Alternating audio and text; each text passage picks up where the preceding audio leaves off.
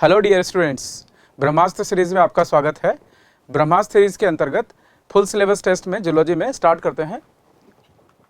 First question है, in human cells present in the interstitial space of testis which secretes. So cells जो होंगे वो होते हैं इंटरस्टिशियल सेल्स और लीडिंग सेल्स, और इंटरस्टिशियल सेल्स और लीडिंग सेल्स सिक्रीट्स टेस्टोस्टेरोन। तो करेक्ट आंसर हो जाएगा टेस्टोस्टेरोन। हिंदी में देख लीजिए, मनुष्यों में वृषण के अंतराली अवकाशों में उपस्थित कोशिकाएं स्त्रवित करती है। तो अंतराली अवकाशों में अंतराली कोशिकाएं या लीडी कोशिकाएं होती हैं जो टेस्टोस्टेरोन का स्त्रवण करती है। नेक्स्ट है, all of the following statements are correct with respect to the digestion of frog. आप ध्यान दें यहाँ पर डाइजेशन ऑफ फ्रॉग, और हमें पूछा गया है एक्सेप्ट, मीन्स जो इनकरेक्ट होगा। So pancreas produce pancreatic juice containing digestive enzymes, ये करेक्ट स्टेटमेंट है।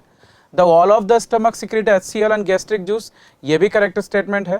The gall bladder synthesises bile that emulsifies fat. तो गॉल ब्लैडर जो है वो बाइल को सिर्फ स्टोर करता है, सिंथेसाइज नहीं करता। बाइल का सिंथेसिस लिवर में होता है। तो इनकरेक्ट स्टेटमेंट यहाँ पर हो जाएगा थर्ड। हिंदी में भी देखते हैं, किसके अतिरिक्त निम्नलिखित सभी कथन मेंढकों में पाचन के संदर्भ में सही है। तो अतिरिक्त पूछा गया है। अग्नाशय पाचक एंजाइम युक्त अग्नाशयी रस का उत्पादन करता है, ये सही स्टेटमेंट है। आमाशय की भित्ति HCl और जठरीय रस स्त्रवित करती है, ये भी सही स्टेटमेंट है। पर पित्ताशय पित्त का संश्लेषण करता है, ये गलत है। तो यहाँ पर हमारा सही उत्तर हो जाएगा थर्ड। क्लियर। नेक्स्ट है, in human juxtaglomerular apparatus is a special sensitive region formed by cellular modification of। तो ये बनेगा proximal convoluted tubules, नहीं distal convoluted tubules and afferent arteriole। तो करेक्ट ऑप्शन हो जाएगा सेकंड, बिकॉज इसे बनाने का काम DCT करता है, और DCT के साथ जो juxtaglomerular cells एसोसिएटेड होती हैं afferent arteriole में, वो फॉर्म करती हैं juxtaglomerular apparatus। तो करेक्ट आंसर हो जाएगा सेकंड। हिंदी में देखते हैं, मनुष्यों में juxtaglomerular उपकरण किसके कोशिकीय रूपांतरण द्वारा निर्मित एक विशेष संवेदनशील क्षेत्र है। तो इसका सही उत्तर हो जाएगा दूरस्थ संवलित नलिका DCT तथा अभिवाही धमनिका मतलब एफरेंट आर्टेरियोल्स। क्लियर। नेक्स्ट है, select the odd one with respect to the component of lymphatic system of frog. So regarding the lymphatic system of frog, क्या क्या होगा लिम्फेटिक सिस्टम में, हमें देखना है ऑड कौन सा है, that is not the part of lymphatic system of frog. तो लिम्फ चैनल्स ये होंगे, लिम्फ नोड्स भी होंगे, इवन लिम्फ भी होगा, बट जो नहीं होगा वो होगा साइनस वेनोसस। तो बच्चों करेक्ट आंसर हो जाएगा साइनस वेनोसस। हिंदी में देखते हैं, मेंढकों में लसिका तंत्र के संगठकों के संदर्भ में विषम पद का चयन कीजिए। तो यहाँ पर लसिका चैनल भी होंगे, लसिका ग्रंथियां भी होगी, लसिका भी होगा, किंतु शिरा कोटर नहीं होंगे, क्योंकि ये रक्त परिसंचरण तंत्र का भाग है। तो सही उत्तर हो जाएगा तीसरा। क्लियर। नेक्स्ट है, match column 1 with column 2 and select the correct option, मतलब हमें करेक्ट सेलेक्ट करना है। तो यहाँ पर है IUD, IUD को मैच करेंगे हम, तो IUD है LNG20। तो ये हो गया IUD, मतलब हमें A को सेकंड से मैच करना है, तो A का सेकंड यहाँ पर भी है और यहाँ पर भी है। फिर दूसरा देखते हैं बैरियर कॉन्ट्रासेप्टिव। बैरियर कॉन्ट्रासेप्टिव होते हैं वॉल्ट्स, मीन्स B को हमें मैच करना पड़ेगा थर्ड से, फर्स्ट के सही होने की प्रोबेबिलिटी है। केमिकल कॉन्ट्रासेप्टिव ये होते हैं फॉर्म, मीन्स C का हो गया 4। ओरल कॉन्ट्रासेप्टिव ये है सहेली। तो जो करेक्ट ऑप्शन होगा बच्चों वो हो जाएगा फर्स्ट।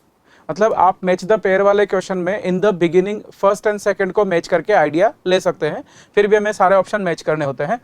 यहाँ पे भी वैसे ही देख सकते हैं, कॉलम 1 को कॉलम 2 से मिलाइए और सही विकल्प का चुनाव कीजिए।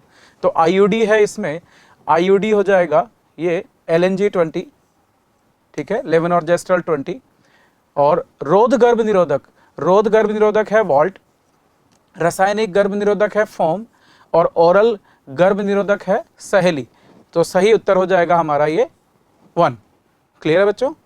नेक्स्ट आता है, which of the following is secondary metabolite that is not placed under the category of polymeric substance. तो पॉलीमेरिक सब्सटेंस में आते हैं रबर, गम एंड सेलुलोज, और जो नहीं है पॉलीमेरिक सब्सटेंस में वो लेमन ग्रास ऑयल, बिकॉज जो NCERT का जो सेकेंडरी मेटाबोलाइट का टेबल दिया हुआ है वहां से ये क्वेश्चन सीधा पूछा गया है। निम्नलिखित में से कौन सा एक द्वितीयक उपापचय है जिसे बहुलक पदार्थों के वर्ग में नहीं रखा जाता है। तो सही उत्तर हो जाएगा हमारा नींबू घास तेल, लेमन ग्रास ऑयल। नेक्स्ट है select the correct option with respect to the restriction site present in ampicillin resistant gene of PBR322।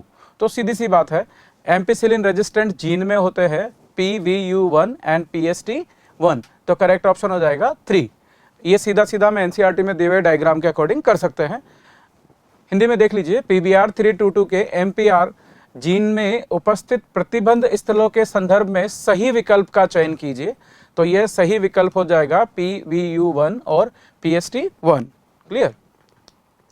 Next है in human under normal physiological condition which of the following factor does not favours the dissociation of oxygen from the oxyhaemoglobin. देखिए बच्चों, dissociation of oxygen from the oxyhaemoglobin ये होता है tissue level पर और association होता है एल्वेलाई लेवल पर। बस ये आपको ध्यान रखना है।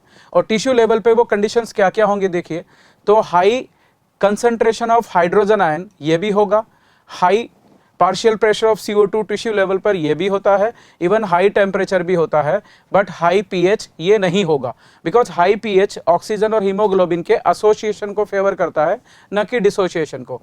तो करेक्ट आंसर हो जाएगा यहाँ पर 4। हिंदी में देखते हैं, मनुष्य के सामान्य शरीर क्रियात्मक परिस्थितियों में निम्नलिखित में से कौन सा कारक ऑक्सीहीमोग्लोबिन से ऑक्सीजन के वियोजन के अनुकूल नहीं है। तो ऑक्सीजन के वियोजन के अनुकूल नहीं है, तो यह है उच्च pH। क्लियर। नेक्स्ट है which of the following event given below does not question में ध्यान दे डिस्टर्ब हार्डी-वीनबर्ग्स इक्विलिब्रियम। बिकॉज हार्डी-वीनबर्ग्स इक्विलिब्रियम को 5 फैक्टर डिस्टर्ब करते हैं और वही फैक्टर एवोल्यूशन के लिए रेस्पॉन्सिबल भी होते हैं। तो यहाँ आप देखें कौन कौन सा फैक्टर जो है वो does not disturb Hardy Weinberg equilibrium. First आप देखिए movement of individuals from one population to another, ये प्रोसेस को कहेंगे हम जीन माइग्रेशन। तो जीन माइग्रेशन तो हार्डी-वीनबर्ग्स इक्विलिब्रियम को डेफिनेटली डिस्टर्ब करता है। दूसरा है change in gene frequency by chance, ये प्रोसेस होता है जेनेटिक ड्रिफ्ट, और ऑब्वियसली जेनेटिक ड्रिफ्ट जो है ये भी हार्डी-वीनबर्ग्स इक्विलिब्रियम को डिस्टर्ब करता है। Absence of mutation, mutation Hardy-Weinberg को डिस्टर्ब करता है, बट एब्सेंस ऑफ म्यूटेशन जो है वो हार्डी-वीनबर्ग इक्विलिब्रियम को डिस्टर्ब नहीं करता है, जबकि नेचुरल सिलेक्शन भी हार्डी-वीनबर्ग को डिस्टर्ब करता है। तो यहाँ पर हमारा करेक्ट आंसर हो जाएगा 3rd, because absence of mutation जो है वो हार्डी-वीनबर्ग इक्विलिब्रियम को डिस्टर्ब नहीं करता है। हिंदी में देखते हैं, नीचे दी गई निम्नलिखित में से कौन सी घटना हार्डी-वीनबर्ग साम्य को बाधित नहीं करती है।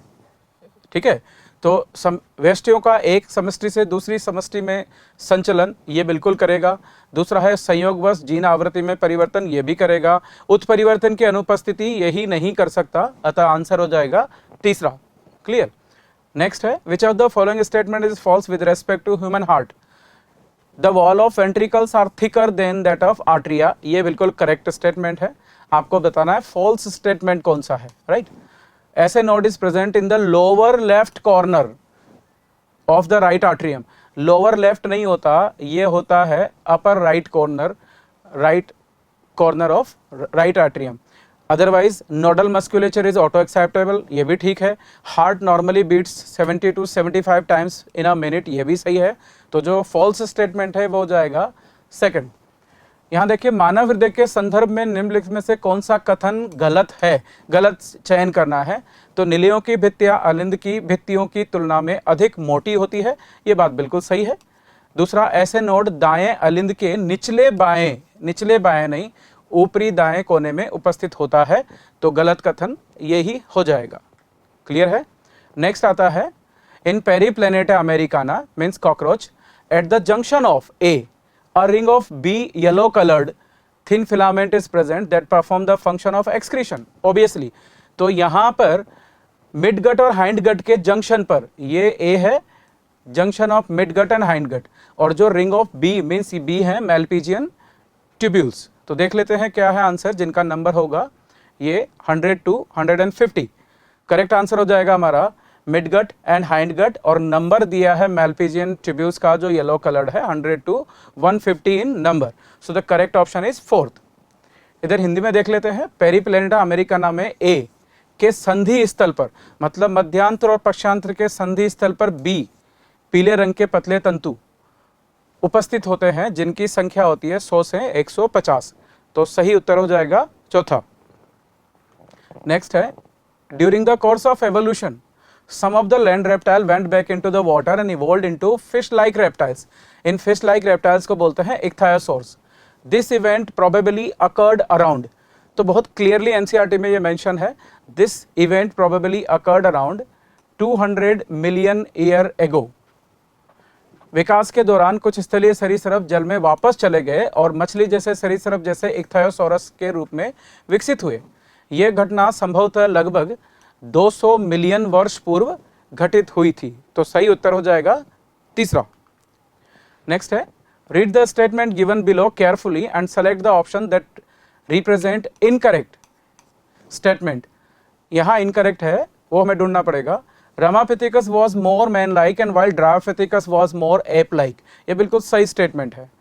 2 million year ago Australopithecines probably lived in East Asian grassland. ये गलत हो गया है, that is East African grassland. तो करेक्ट, जो इनकरेक्ट हुआ ये सेकंड ऑप्शन है। फिर भी थर्ड को देख लेते हैं। The Neanderthal man lived between 1 lakh to 40,000 year back, ये भी सही है। Agriculture came around 10,000 year back, ये भी सही है। तो इनकरेक्ट स्टेटमेंट ये हो जाएगा ईस्ट अफ्रीकन ग्रासलैंड होना चाहिए, यहाँ दिया हुआ है east Asian grassland. Now Hindi में देखते हैं। नीचे दिए कथनों को ध्यानपूर्वक पढ़िए और गलत कथन को दर्शाने वाले विकल्प का चयन कीजिए। रामापिथिकस अधिक मनुष्य जैसा था, ये बात सही है, जबकि ड्रायोपिथिकस अधिक कपी जैसा था, ये पूरी तरह से सही हुआ। 2 मिलियन वर्ष पूर्व ऑस्ट्रेलोपिथिसिन संभवतः पूर्वी एशिया, तो यहाँ पूर्वी एशिया नहीं है, ये पूर्वी अफ्रीकी ग्रासलैंड है। तो गलत उत्तर यही होगा सेकंड। क्लियर। नेक्स्ट है, select the incorrect statement with respect to the respiratory diffusion membrane in human. The diffusion membrane is made up of 3 cellular layer. ये गलत है, 2 सेलुलर लेयर होती है और दोनों के बीच में एक बेसमेंट मेम्ब्रेन होता है। तो ये डेफिनेटली यहाँ पर क्या है, इनकरेक्ट है। फिर भी बाकी स्टेटमेंट देख लेते हैं। Total thickness of diffusion membrane is much less than a millimetre. बहुत ज़्यादा डिफरेंस नहीं होता, बट ये यहाँ पर total thickness of diffusion membrane is much less than a millimetre, nearly 1 millimetre से थोड़ा सा कम होता है। नेक्स्ट आता है, thin squamous epithelium of alveoli is a cellular layer. Alveoli is a thin squamous, ये सेलुलर लेयर है, ये भी सही है। उसके बाद यहाँ चलते हैं। The basement substance is present in between the thin squamous epithelium of alveoli and the endothelium of एल्वेओलर capillaries, ये भी सही है। तो इसी से हमें पता चल रहा है फोर्थ वाले स्टेटमेंट से कि 3 लेयर तो है पर तीनों सेलुलर लेयर नहीं है, 2 सेलुलर लेयर है और एक जो बेसमेंट मेम्ब्रेन है वो नॉन सेलुलर लेयर है। तो इनकरेक्ट स्टेटमेंट हम यहाँ ढूंढ रहे थे और इनकरेक्ट स्टेटमेंट हमारा होगा first, the diffusion membrane is made up of 3 cellular layers. This is incorrect statement. Next है, मनुष्यों में श्वसन विसरण झिल्ली के संदर्भ में गलत कथन का चयन कीजिए। तो विसरण झिल्ली 3 कोशिकीय परतों की बनी होती है, जबकि कोशिकीय परतें 3 नहीं होती, कोशिकीय परतें सिर्फ 2 होती है और एक अकोशिकीय परत होती है जो कि बेसमेंट मेम्ब्रेन है। तो यहाँ पर इनकरेक्ट स्टेटमेंट, जो कि गलत कथन हम चुन रहे थे, वो पहला होगा। क्लियर। नेक्स्ट है, drug cocaine is obtain from the extract of. तो कोकेन किससे ऑब्टेन होगा? तो यहाँ आप देख सकते हैं कैनबिस सटाइवा, इससे नहीं होगा। पेपावर सोमनिफेरम, इससे भी नहीं होगा। एट्रोपा से नहीं होगा। Cocaine is obtain from Erythroxylum Coca, third option होगा। कोकेन ड्रग किसके निष्कर्ष से प्राप्त की जाती है? तो करेक्ट आंसर हो जाएगा एरिथ्रोजाइलम कोका। क्लियर। नेक्स्ट है, the enzyme that is generally used in extension step in PCR is isolated from. ये ध्यान दीजिए, देखिए, क्योंकि पीसीआर के लिए जो एक्सटेंशन स्टेप में जो एंजाइम की जरूरत पड़ती है वो थर्मस एक्वेटिकस बैक्टीरिया से ऑब्टेन होता है और उस एंजाइम को टेक पॉलीमरेज कहते हैं। तो करेक्ट आंसर हो जाएगा थर्मस एक्वेटिकस। आमतौर पर पीसीआर के प्रसार चरण में उपयोग किए जाने वाले एंजाइम को पृथक किया जाता है किससे? तो थर्मस एक्वेटिकस से, और वो एंजाइम को बोलते हैं टेक पॉलीमरेज। ये थर्मोस्टेबल डीएनए पॉलीमरेज है। नेक्स्ट है select the incorrect match with respect to disorders of muscular and skeletal system, आपको इनकरेक्ट स्टेटमेंट बताना है। Gout, accumulation of uric acids crystals in joint, ये करेक्ट है। नेक्स्ट है arthritis, simple है, inflammation of joint. Osteoporosis, increased estrogen level, because increased estrogen level यहाँ इसकी वजह से ये ऑस्टियोपोरोसिस ये नहीं होता है। एस्ट्रोजन का लेवल डिक्रीज होगा तो मेनोपॉज के बाद फीमेल्स में ऑस्टियोपोरोसिस होने की प्रोबेबिलिटी रहती है, तो ये वाला स्टेटमेंट जो है वो इनकरेक्ट हो जाएगा। टेटनी देख लीजिए, रैपिड स्पाज्म होता है, rapid spasm due to low level of calcium in the body fluid, तो ये भी सही है। तो यहाँ पर ये इंक्रीज नहीं होना चाहिए, करेक्ट ऑप्शन होता है डिक्रीज्ड एस्ट्रोजन लेवल, तो इनकरेक्ट स्टेटमेंट हो जाएगा osteoporosis increased estrogen level. Hindi में देखते हैं, पेशीय कंकाल तंत्र के विकारों के संदर्भ में गलत मिलान का चयन कीजिए। गाउट, जोड़ों में यूरिक अम्ल कणों का जमा होना, ये बात सही है। संधि शोथ, जोड़ों का शोथ, ये भी सही है। अस्थि सुषुरता या ऑस्टियोपोरोसिस, एस्ट्रोजन का स्तर का बढ़ना गलत हो जाएगा, यह होना चाहिए घटना, तो सही हो जाएगा उत्तर तीसरा, राइट। अगला है चूज द इनकरेक्ट स्टेटमेंट। देखिए हर बार इनकरेक्ट पूछा जाता है ताकि हम यहाँ पर बाद में ऑप्शन में कुछ गलती कर दें, तो चूज द इनकरेक्ट स्टेटमेंट, इस तरह का मार्क लगा दीजिए। With respect to electrical synapse, transmission of impulse across them is similar to the impulse conduction along single axon, ये बिल्कुल सही है। The membrane of pre and post synaptic neurons are in very close proximity, बिल्कुल सही बात है regarding electrical synapse. They are abundant in our body, बस यहाँ थोड़ी प्रॉब्लम है, हमारे बॉडी में केमिकल साइनेप्स का नंबर ज़्यादा होता है, इलेक्ट्रिकल साइनेप्स रेयरली प्रेजेंट होते हैं, तो इनकरेक्ट स्टेटमेंट हो जाएगा थर्ड। फिर भी फोर्थ ऑप्शन देख लीजिए, impulse transmission across an electrical synapse is always faster than that across a chemical synapse, ये स्टेटमेंट भी सही है। नेक्स्ट यहाँ आते हैं हिंदी में, विद्युतीय सिनेप्स के संदर्भ में गलत कथन का चयन कीजिए। इनके पार आवेग का संचरण एकल तंत्रिकाक्ष के आवेग के संचरण के समान होता है, ये सही है। पूर्व और पश्चिम सिनेप्टिक न्यूरॉन की झिल्ली एक दूसरे के समीप होती है, ये भी सही है। हमारे शरीर में बहुत अधिक होते हैं इलेक्ट्रिकल साइनेप्स, यही गलत है क्योंकि रासायनिक साइनेप्स हमारे शरीर में तुलनात्मक रूप से बहुत ज़्यादा होते हैं, तो जो गलत कथन की हम बात कर रहे हैं वो हो जाएगा तीसरा। क्लियर है। नेक्स्ट है सेलेक्ट द करेक्ट ऑप्शन। देखिए यहाँ पे करेक्ट पूछा गया है, with respect to human neural system, visceral neural system comprises the whole complex of nerves, fibres, ganglia and plexus, तो ये भी सही है। The somatic neural system relays impulse from CNS to the smooth muscles of the body, तो CNS से चलेगा और ये स्मूथ मसल्स को कनेक्ट होगा। Somatic neural system generally somatic muscles को कनेक्ट करता है। The autonomic neural system transmit impulse from CNS to skeletal muscles, autonomic neural system transmit impulse from CNS to skeletal muscles, ये smooth muscles होगा। Clear, तो ये भी जो है वो इनकरेक्ट हो जाएगा। The peripheral nervous system comprise of all the nerves of the body associated with the brain only, तो ब्रेन ओनली नहीं होगा, तो फर्स्ट स्टेटमेंट करेक्ट है, ठीक है। तो पेरिफेरल नर्वस सिस्टम में ये ब्रेन ओनली वाला ऑप्शन, ये यहाँ पर ये भी जो है वो इनकरेक्ट हो जाएगा। सो अल्टीमेटली इसका ऑप्शन होगा visceral neural system comprises of whole complex of nerves, fibres, ganglia and plexus, तो करेक्ट आंसर हो जाएगा ये। क्लियर है, क्योंकि इधर स्मूथ मसल्स में गड़बड़ हो जाएगा, यहाँ स्केलेटल मसल्स नहीं, और यहाँ पर ओनली वाले में गलत होगा, तो थोड़ा थोड़ा इनमें तीनों में गलत है। जो करेक्ट ऑप्शन होगा वो फर्स्ट। मानव तंत्रिका तंत्र के संदर्भ में सही विकल्प का चयन कीजिए। अंतरंग तंत्रिका तंत्र में तंत्रिकाओं, तंतुओं, गुच्छिकाओं और जालिकाओं का पूर्ण सम्मिश्र शामिल होता है, ये सही है। इसके अलावा कायिक तंत्रिका तंत्र आवेगों को सीएनएस से शरीर की चिकनी पेशियों तक प्रसारित करता है, चिकनी नहीं, ये कंकालीय पेशियों तक प्रसारित करेगा, तो इसकी वजह से ये गलत है। स्वायत्त तंत्रिका तंत्र आवेगों को सीएनएस से कंकाल पेशियों तक प्रसारित करता है, कंकाल नहीं है, ये चिकनी पेशियां हैं। परिधीय तंत्रिका तंत्र में केवल मस्तिष्क से जुड़ी शरीर की सभी तंत्रिकाएं शामिल होती, केवल मस्तिष्क नहीं, इसमें स्पाइनल कॉर्ड भी शामिल होगा, तो उत्तर हो जाएगा फर्स्ट। नेक्स्ट है select the incorrect statement with respect to the hormones secreted from GIT, right, they are chemically peptides. हाँ, अभी जीआईटी के हार्मोन जो है एंडोक्राइन सिस्टम से लिए गए हैं, दे आर केमिकली पेप्टाइड्स, ये सही है। GIP inhibit gastric secretions and motility, ये भी सही है बिकॉज ये गैस्ट्रिन के जस्ट अपोजिट फंक्शन कर रहा है। Secretin stimulate the secretion of pancreatic enzyme and bile juice.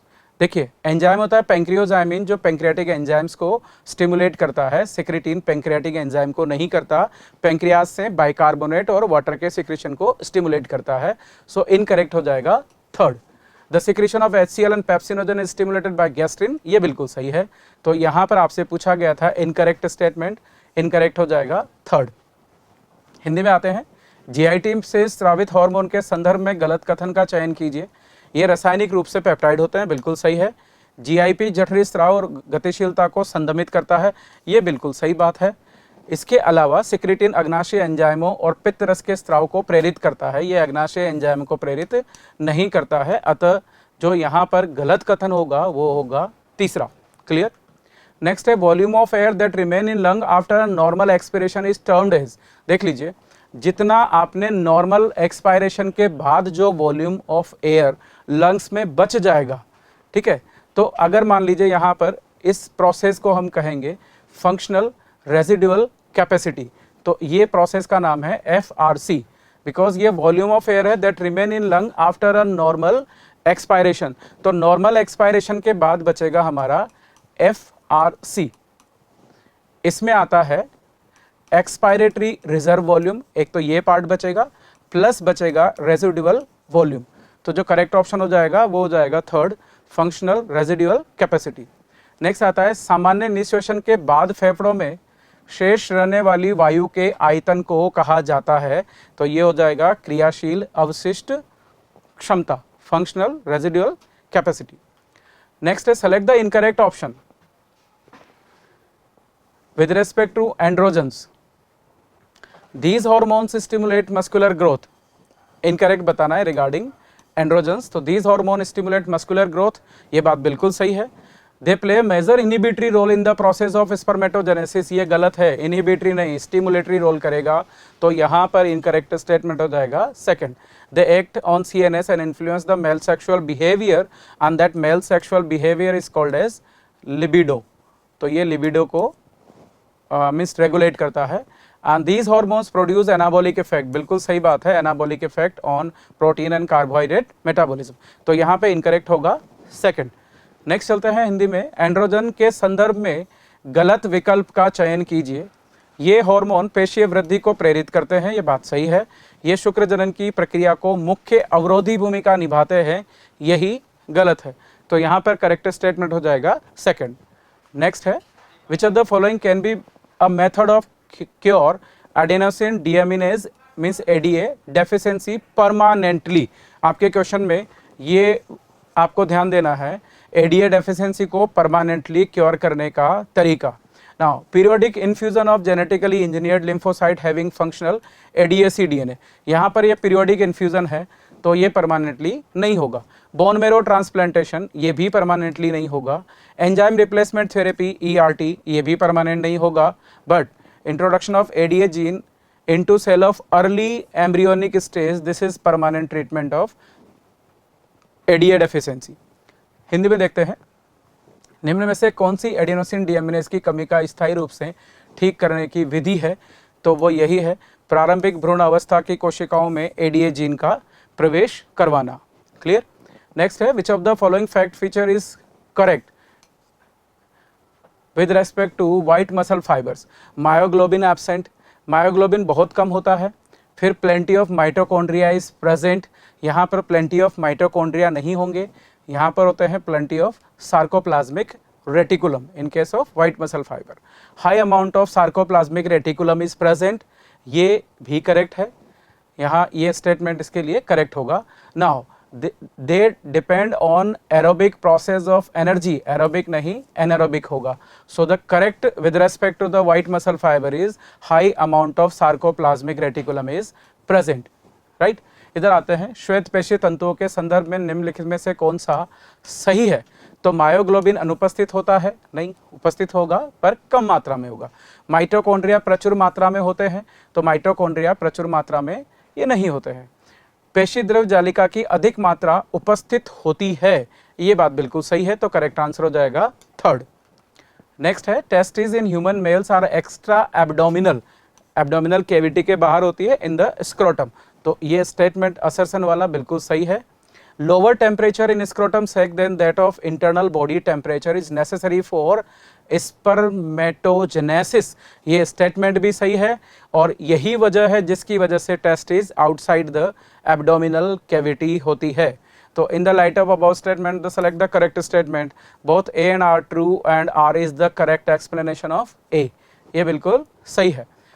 Next है पुरुषों के वृषण उदर से बाहर होते हैं और शरीर के आंतरिक तापमान की तुलना में वृषण का तापमान शुक्र जनन के लिए कम तापमान की आवश्यकता होती है और इसीलिए ये जो वृषण है ये एब्डोमिनल कैविटी से बाहर पाए जाते हैं वृषण कोश में, तो ये यहाँ पे उत्तर हो जाएगा पहला। नेक्स्ट है चूज द इनकरेक्ट स्टेटमेंट, यहाँ में गलत कथन चुनना है, इनकरेक्ट स्टेटमेंट। स्तन ग्रंथियों के संदर्भ में गलत कथन का चुनाव कीजिए।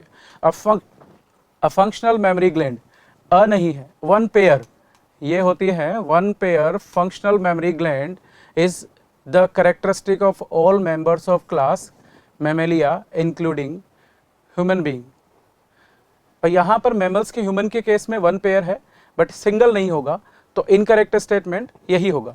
सेकंड देख लेते हैं, the memory gland contain glandular tissue and variable amount of fat, ये भी सही है।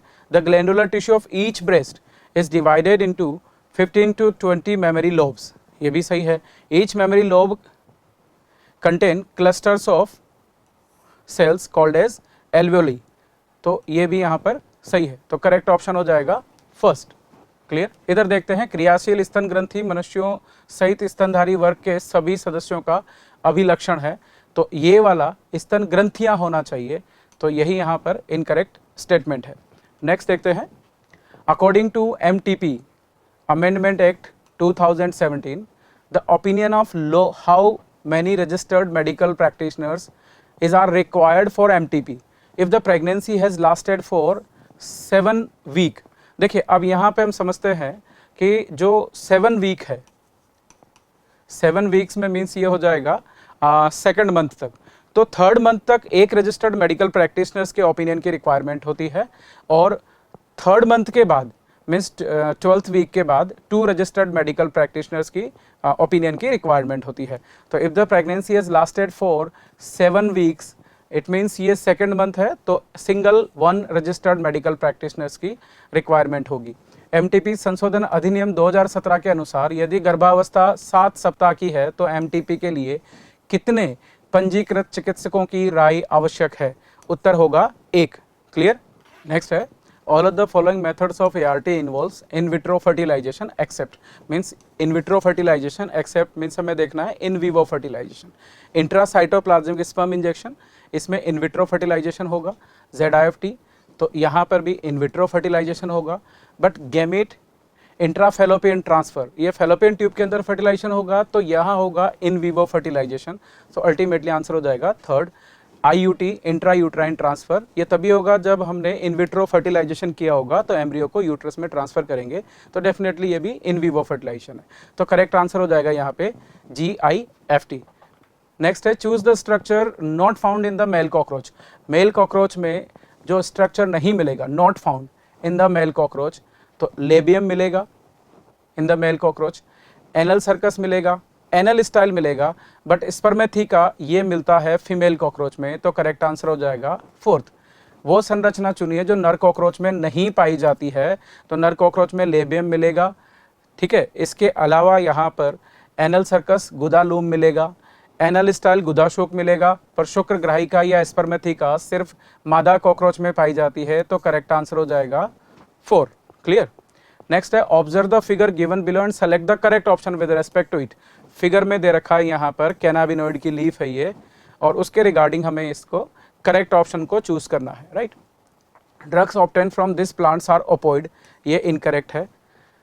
Their receptors are present principally in the brain, ये बिल्कुल करेक्ट ऑप्शन है। Usually taken by snorting and injections, ये स्नॉटिंग इंजेक्शंस नहीं, इसको ओरल कंजम्पशन भी किया जा सकता है, तो ये भी इनकरेक्ट है। The plant is native of south America, ये भी इनकरेक्ट है। कैनाबिनोइड साउथ अमेरिकन नेटिव नहीं है, इरिथ्रोजाइलम कोका जो है साउथ अमेरिकन नेटिव है। So the correct option with respect to cannabinoids, their receptors are present principally in the brain, second option सही हो जाएगा। नीचे दिए गए चित्र को देखिए और इसके संदर्भ में सही विकल्प का चयन कीजिए। चित्र में कैनाबिनॉइड दिख रहे हैं, इस पौधे को ओपोइड ड्रग्स प्राप्त होते हैं, ये बात गलत है। इनकी ग्राहियां मुख्यतः मस्तिष्क में उपस्थित होती है, ये बिल्कुल सही है। आमतौर पर जोर से सांस लेकर और इंजेक्शन के द्वारा ये लिए जाते हैं, ऐसा नहीं है। यह मूल रूप से दक्षिणी अमेरिकी पौधा है, तो ये भी नहीं है। तो करेक्ट ऑप्शन यहाँ पे हो जाएगा सेकंड। नेक्स्ट है select the incorrect statement amongst the following. आपको इनकरेक्ट स्टेटमेंट बताना है regarding cancer. Cancer cell do not show the property of contact inhibition, ये बिल्कुल सही बात है, क्योंकि लॉस ऑफ कॉन्टैक्ट इनहिबिशन होता है तभी यहाँ पर कैंसर होता है। Cancer causing viruses are called viral oncogenes. तो वायरसेस जो होते हैं उनके पास जीन्स होते हैं and they are called as viral oncogenes. तो वायरस के जीन को वायरल ऑन्कोजीन कहेंगे। Now metastasis is the most feared property of malignant tumour, ये करेक्ट स्टेटमेंट है, ठीक है। और यहाँ पे आते हैं transformation of normal cell into cancerous cell में be induced by physical, chemical और बायोलॉजिकल एजेंट, तो ये भी करेक्ट स्टेटमेंट। तो आप देखें तो इनकरेक्ट स्टेटमेंट आ रहा है, वो है cancer causing viruses are called as viral oncogenes. Cancer causing virus नहीं, इन वायरस के पास जो जीन्स होते हैं they are called as viral oncogenes, तो इनकरेक्ट स्टेटमेंट हो जाएगा सेकंड। यहाँ देखते हैं हिंदी में, कैंसर के संदर्भ में निम्नलिखित में से गलत कथन का चयन कीजिए। कैंसर कोशिकाएं स्पर्श संदमन का गुण नहीं दर्शाती है, हाँ बिल्कुल सही बात है, तो ये सही आंसर हो गया। कैंसर उत्पन्न करने वाले विषाणुओं को विषाणु अर्बुद जीन कहा जाता है, तो विषाणुओं के अंदर जो जीन है उनको विषाणु अर्बुद जीन कहा जाता है, ये वाला जो स्टेटमेंट है यही रॉन्ग है, और इसीलिए हमारा जो उत्तर है वो सेकंड हो जाएगा। फिर भी मेटास्टेसिस दुर्दम अर्बुदों की सबसे डरावना गुण है, ये बात सही है। सामान्य कोशिकाओं का कैंसर कोशिकाओं में रूपांतरण भौतिक, रासायनिक और जैविक कारकों द्वारा प्रेरित हो ये भी सही है। क्लियर। नेक्स्ट आता है all of the following statements are incorrect with respect to the common disease in human. Incorrect except, इसका मतलब इनकरेक्ट का एक्सेप्ट पूछा है तो ओवरऑल क्या आएगा, तो ओवरऑल आएगा। करेक्ट स्टेटमेंट कौन सा है? Common cold is a bacterial disease, common cold is not a bacterial disease, is a viral disease, तो फिर ये क्या हो जाएगा? Incorrect. Now Epidermophyton is a protozoan which causes amoebiasis, नहीं, एपिडर्मोफाइटोन इज अ फंगस, तो ये भी इनकरेक्ट हो गया। Bacteria like Streptococcus pneumoniae is responsible for the disease like pneumonia, ये स्टेटमेंट सही है। Salmonella typhi is a virus, no it's a bacteria, तो यहाँ पर जो करेक्ट है वो है थर्ड, बिकॉज इनकरेक्ट और एक्सेप्ट पूछा है तो करेक्ट आपको फाइंड आउट करना है। मनुष्य में सामान्य रोगों के संदर्भ में किसके अतिरिक्त निम्नलिखित सभी कथन गलत है, तो गलत आपको बताना है, और किसके अतिरिक्त, इसका मतलब ओवरऑल आपको सही कथन का चुनाव करना है। समझ में आई बात? सामान्य जुकाम हीमोफिलस इन्फ्लुएंजा के कारण होने वाला एक जीवाणु रोग है, तो सामान्य जुकाम तो विषाणुओं से होने वाला रोग है, तो ये गलत हो गया। एपिडर्मोफाइटोन एक प्रोटोजोआ, ये फंगल है। स्ट्रेप्टोकोकस निमोनी जैसे बैक्टीरिया निमोनिया रोग के लिए उत्तरदायी होते हैं, कथन यही सही है, तो करेक्ट स्टेटमेंट हो जाएगा third. Next, read the statement carefully and select the correct option with respect to humans. Statement है the descending limb of loop of Henle is permeable to water but almost impermeable to electrolytes, हाँ ये statement सही है। PCT helps to maintain pH of blood by secretion of bicarbonate ion। अब यहाँ देखिए bicarbonate ion का secretion नहीं होता है, बाइकार्बोनेट आयन का रीअब्जॉर्प्शन होता है, तो ये वाला स्टेटमेंट गलत है, पर ये वाला स्टेटमेंट सही है। अल्टीमेटली जो ऑप्शन यहाँ पे सही होगा, बोथ स्टेटमेंट्स आर करेक्ट, ये नहीं होगा। Statement A is correct but statement B is incorrect, और ये वाला ऑप्शन यहाँ पर जो है सही हो जाएगा। हिंदी में देख लेते हैं। मानव के संदर्भ में कथनों को ध्यानपूर्वक पढ़िए और सही विकल्प का चयन कीजिए। हेनले लूप की अवरोही भुजा जल के लिए पारगम्य होती है, यहाँ सही है, लेकिन इलेक्ट्रोलाइट के लिए लगभग अपारगम्य होती है, ये बात भी सही है। पीसीटी बाइकार्बोनेट के स्त्राव द्वारा रक्त के पीएच को बनाए रखते हैं, तो बाइकार्बोनेट का स्त्राव नहीं होता, यहाँ पर बाइकार्बोनेट का अवशोषण होगा, तो ये कथन ए सही है, लेकिन कथन बी जो है वो गलत है। क्लियर। नेक्स्ट है select the incorrect statement regarding the regulation of respiration in human. Both chemosensitive area and respiratory rhythm centres are present in medulla oblongata, तो ये स्टेटमेंट करेक्ट है। Next, change in CO2 and hydrogen ion concentration can be recognised by receptors present in aortic arch. जो receptors होते हैं वो अवोर्टिक arch के अलावा carotid artery में भी होते हैं, तो ये स्टेटमेंट भी सही है। The role of oxygen in regulation of the respiratory rhythm is most significant. Basically regulation में ऑक्सीजन का रोल इनसिग्निफिकेंट होता है, तो मोस्ट सिग्निफिकेंट नहीं है, तो यहाँ पर ये स्टेटमेंट इनकरेक्ट हो जाएगा, तो हमारा आंसर हो जाएगा third. Now pneumotaxic center is present in the pons region of the brain, ये स्टेटमेंट भी करेक्ट है। नेक्स्ट आते हैं हिंदी में, मनुष्य के शोषण के नियमन के संदर्भ में गलत कथन का चयन कीजिए। मेडुला ऑब्लोंगेटा में रसो संवेदी क्षेत्र और श्वसन लय केंद्र दोनों उपस्थित होते हैं, ये सही है। CO2 और हाइड्रोजन आयन की सांद्रता में परिवर्तन महाधमनी चाप में उपस्थित ग्राहियों द्वारा पहचाना जा सकता है, तो ये भी सही है।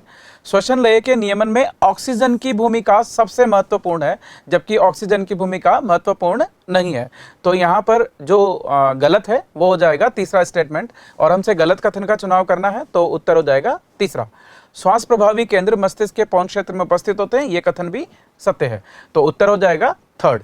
क्लियर बच्चों? नेक्स्ट है, BT toxin gene has introduced in plants in order to provide resistant against, तो रेजिस्टेंस अगेंस्ट इंसेक्ट, कौन कौन इनमें इंसेक्ट है? टोबैको बड वॉर्म, ये भी इंसेक्ट है। आर्मी वॉर्म, ये भी है।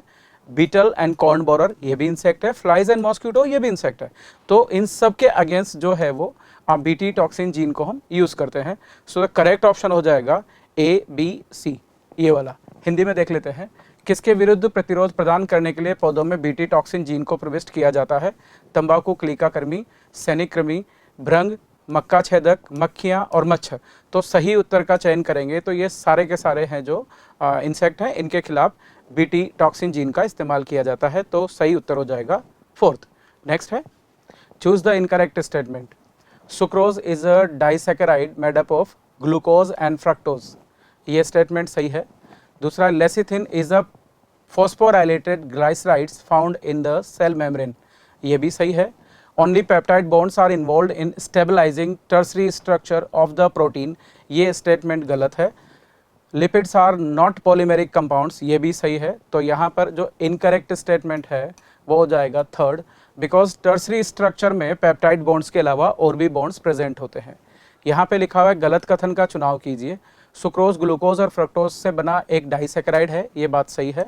दूसरा, लेसिथिन एक फॉस्फोरिलिक ग्लिसराइड है जो कि कोशिका झिल्ली में पाया जाता है, ये सही है। प्रोटीन की तृतीयक संरचना को स्थिर रखने में केवल पेप्टाइड बंध शामिल होते हैं, ये केवल पेप्टाइड बंध वाली बात गलत है, जबकि लिपिड बहुलक यौगिक नहीं है, ये बात सही है। तो यहाँ पर गलत कथन हो जाएगा तीसरा। क्लियर? नेक्स्ट आता है, select the correct set of animals that belongs to the same phylum. एक ही फाइलम में जो मिलेंगे वो आ जाएगा यहाँ पर sycon, Spongilla, but Scoliodon, Scoliodon ये जो है ये लाइक फिश है। फाइसेलिया, प्लूरोब्रेकिया एंड पेनेटुला, ठीक है। और फिर कोलम्बा, कैनिस, ये मैमल हैं, ये बर्ड्स हैं, ये भी नहीं चलेगा। उसके बाद आता है Anopheles, Aedes and Apis. Correct set of animals that belongs to the same phylum, तो एनाफ्लीज, एडीज और एपिस ये तीनों जो हैं ये फाइलम आर्थ्रोपोडा से हैं, तो करेक्ट ऑप्शन हो जाएगा यहाँ पर फोर्थ। एक ही संघ से संबंधित प्राणियों को सही समूह का चयन कीजिए। साइकन, स्पॉन्जिला, स्कॉलियोडॉन ये नहीं है। फाइसेलिया, प्लूरोब्रेकिया, पेनेटेला ये भी नहीं है। कोलम्बा, कैनिस, टिनोप्लेना ये नहीं है। एनाफ्लीज, एडीज एंड एपिस ये इंसेक्ट है, तो करेक्ट फाइलम हो जाएगा आर्थ्रोपोडा, तो इधर आंसर हो जाएगा fourth. How many of the organism given in the box below are ureotelic in nature?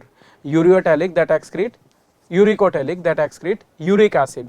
Reptile ये यूरिकोटेलिक है, बर्ड्स यूरिकोटेलिक है, कार्टिलेजिनस फिशेज यूरियोटेलिक है, एक्वेटिक इंसेक्ट अमोनोटेलिक है, हाइड्रा अमोनोटेलिक है, लैंड स्नेल ये यूरिकोटेलिक है।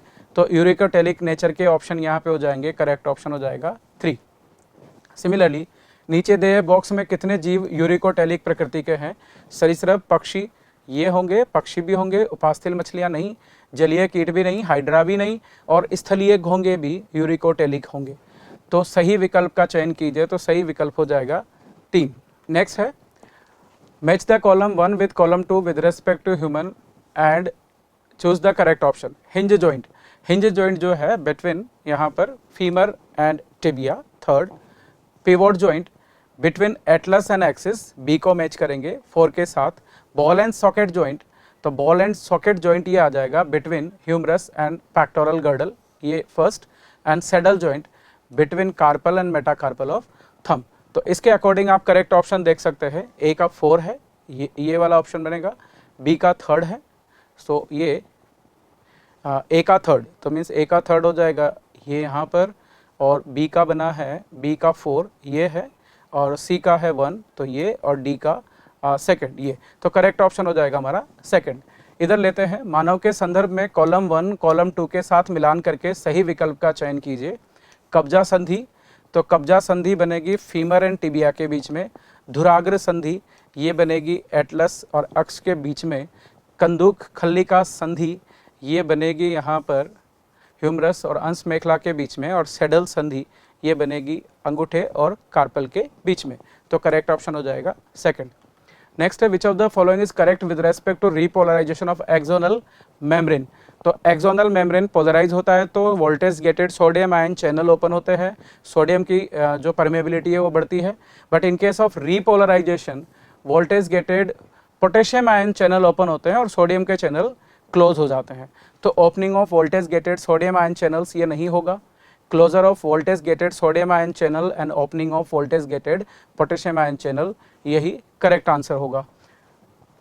हिंदी में देख लेते हैं। तंत्रिक्षीय झिल्ली में पुनर्ध्रुवण के संदर्भ में निम्नलिखित में से कौन सा सही है। पुनर्ध्रुवण के संदर्भ में voltage gated sodium ion channel खुल जाते हैं, ऐसा नहीं है, बंद होते हैं। Voltage gated sodium ion channel बंद होते हैं और voltage gated potassium ion channel खुल जाते हैं। 2nd ऑप्शन सही होगा। नेक्स्ट चलते हैं। The total number of disulphide bonds present in a molecule of monomeric antibodies, इनका जो टोटल नंबर है डाइसल्फाइड बॉन्ड का ये हो जाएगा मोनोमेरिक एंटीबॉडीज में 16। मोनोमेरिक प्रतिरक्षी में एक अणु में उपस्थित डाइसल्फाइड बंधों की कुल संख्या होती है, तो इसका उत्तर हो जाएगा 16। Choose the option which represents the correct sequence of passage of sperms in male frog. Frog की बात हो रही है, तो मेल फ्रॉग में स्पर्म बनेंगे टेस्टिस से। टेस्टिस के बाद फिर ये जाते हैं वास एफ्रेंसिया में। वास एफ्रेंसिया के बाद एंटर करते हैं किडनी के बिडर्स कैनाल में, फिर आएगा यूरिनोजेनाइटल डक्ट में and then to the cloaca. तो करेक्ट ऑप्शन हो जाएगा 2nd। वह विकल्प चुनिए जो नर मेंढक में शुक्राणुओं के परिवहन के सही अनुक्रम को दर्शाता है। और ये हो जाएगा वृषण, यहाँ से शुक्राणु बनेंगे, फिर शुक्रवाहिका में प्रवेश करेगा, फिर किडनी के अंदर उपस्थित विडर नाल में प्रवेश करेगा, फिर मूत्र जनन वाहिनी में प्रवेश करेगा और उसके बाद पहुंचेगा अवस्कर तक। तो करेक्ट सीक्वेंस हो जाएगा 2nd। नेक्स्ट है a biological response modifier activates the immune system and helps in destroying the tumour. It belongs to the barrier. Which type of barrier of innate immunity. तो इस तरह के जो बैरियर होते हैं जिसमें बायोलॉजिकल रेस्पॉन्स मॉडिफायर के फॉर्म में इंटरफेरोन प्रोड्यूस होते हैं, अल्फा इंटरफेरोन, उसको साइटोकाइन बैरियर कहेंगे। हिंदी में देख लेते हैं। एक जैविक अनुक्रिया रूपांतरक प्रतिरक्षा तंत्र को सक्रियत करता है और अर्बुद को नष्ट करने में मदद करता है। यह सहज प्रतिरक्षा के रोध से संबंधित है। कौन से रोध से संबंधित है, तो ये हो जाएगा साइटोकाइन रोध। नेक्स्ट है assertion. In recombinant DNA technology both the vector DNA and DNA of interest are cut by the same restriction endonuclease. बिल्कुल सही बात है, क्योंकि कॉम्प्लीमेंट्री स्टिकी साइट बनाने के लिए रेस्ट्रिक्शन एंडोन्यूक्लियस दोनों के लिए, वेक्टर के लिए और डिजायर्ड डीएनए के लिए सेम होता है। तो ये स्टेटमेंट हो जाएगा सही। The same kind of sticky ends are required to facilitate the action of DNA ligase. ये भी सही है। तो यहाँ पर both assertion reason are true and reason is the correct explanation of assertion. Correct answer हो जाएगा 1st। कथन ए पुनर्योगज डीएनए प्रौद्योगिकी के संदेश वाहक डीएनए और लाभकारी डीएनए दोनों को एक ही प्रतिबंधन एंडोन्यूक्लियस द्वारा काटा जाता है। कारण डीएनए लाइगेज की क्रिया को सुगम बनाने के लिए समान प्रकार के चिपचिपेशनों की आवश्यकता होती है। ये भी सही है, अतः उत्तर यहाँ पर हो जाएगा 1st। नेक्स्ट है vaccine which contain weekend pathogens और एंटीजेनिक प्रिपरेशन प्रोवाइड्स। अगर हम वैक्सीन देते हैं एज अ वीकेंड पैथोजन तो हमने क्या दिया, एंटीजन दिए और एंटीबॉडी पर्सन के होस्ट के अंदर खुद बनेगी। तो इस प्रकार से जो एंटीबॉडी अगर वो खुद बना रहा है तो वो हो जाएगा एक्टिव इम्यूनिटी, और ये हम आर्टिफिशियली कर रहे हैं। तो वैक्सीन जो भी प्रोवाइड करता है वो है आर्टिफिशियल एक्टिव इम्यूनिटी। हिंदी में देख सकते हैं, टीका जिसमें दुर्बलीकृत रोगजनक या प्रतिजनी सामग्री होती है प्रदान करते हैं, तो ये हो जाएगा कृत्रिम और सक्रिय प्रतिरक्षा। तो बच्चों यहाँ मैं उम्मीद करता हूँ कि आपको ये सारे क्वेश्चंस कुछ समझ में आए होंगे और ये डेफिनेटली आपके लिए नीट में हेल्पफुल रहेंगे। थैंक यू, धन्यवाद।